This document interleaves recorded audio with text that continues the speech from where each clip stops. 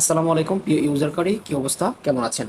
আপনি ভাইবার ইউজ করেন, কিন্তু এখন দেখতেছেন যে এই ভাইবারের মাধ্যমে কেউ যদি আপনাকে ছবি, ফটো অথবা বিভিন্ন ডকুমেন্ট সেন্ড করে, সেটা আপনার গ্যালারিতে আসে না। কি করতে হয়? ওইখান থেকে ম্যানুয়ালি ডাউনলোড করে আপনার গ্যালারিতে নিয়ে আসতে হয়। তো এটা আপনি অটো মোডে কীভাবে চালু করবেন সেই বিষয়টা দেখাবো। চলে যাবেন ভাইবারে, এখানে আসার পর সরাসরি এইখান থেকে আপনি চলে যাবেন থ্রি মেনুতে। আসার পর এখানে দেখেন সেটিংস নামে একটা অপশন রয়েছে, আপনি এখানে ট্যাপ করে দিবেন। সেটিংসে ট্যাপ করে দেওয়ার পর এইখানে যখন আপনি আসবেন, এখন দেখতে পাবেন মিডিয়া নামের, এই মিডিয়াতে আপনি একবার ট্যাপ করে দিবেন।